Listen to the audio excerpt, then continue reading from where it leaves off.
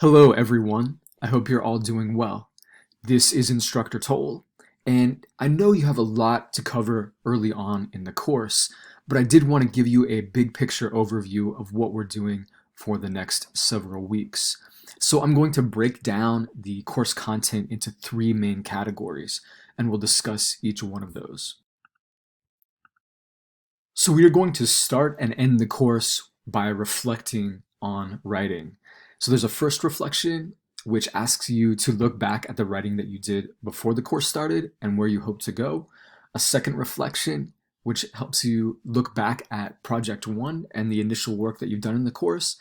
And then a third reflection that will ask you to look back at the course in its entirety and think about what you learned, what your challenges were, what your successes were, and how you might take the skills that you learned in the class and apply them to other different contexts. So you might ask, what are the reflections for? Well, first of all, they're intended to give you language, give you words for some of the things that you're learning and thinking. Often we go about writing and we aren't very conscious about it. Or if we're conscious about it, we don't necessarily put concepts and language and really describe what we're doing when we're putting together a draft or using feedback or going through our research processes or going back and revising work. And so these reflections help you do that, give words and give language and maybe give a narrative to your understanding of your own writing and composition processes. They also are intended to help you retain some of the concepts and the things that you learn in this course. And they're also intended to help you think about yourself as a writer and your relationship to writing and your identity as a writer in this class. So those are three of the things that the reflections are for. And we find that they really help students kind of lock in and retain the information and the experiences that they have in the course. You'll also note that the reflections get progressively more complex. So the first reflection is going to start out small, and then the word count is going to increase.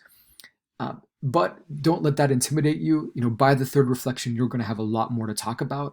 And so it should be easier to generate content, to generate things to talk about once you get there. All right. We're also going to be working on research projects. And so there's two main projects, and these are kind of nested. Project one is a problem analysis of a problem in your local community, workplace, or degree plan. And you're going to break down that problem and demonstrate to your audience the different component parts of that problem and show them how they relate to one another. And we'll get into that a little bit later on. But hopefully you'll continue on with the same topic in project two, which is a solution proposal where you're going to be proposing a specific solution to that problem.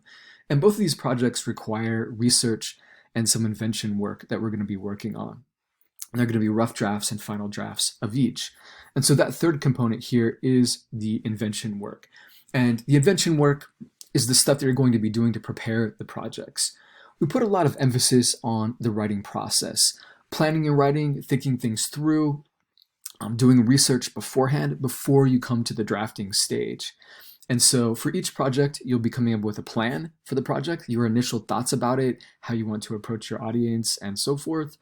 You'll be doing some research and putting together a research document. And then you'll be doing an initial draft, and you're going to get feedback from me and your peers and perhaps your writing mentor and other sources. And then you'll be revising that and coming up with a revised draft of the project, which will be your second draft.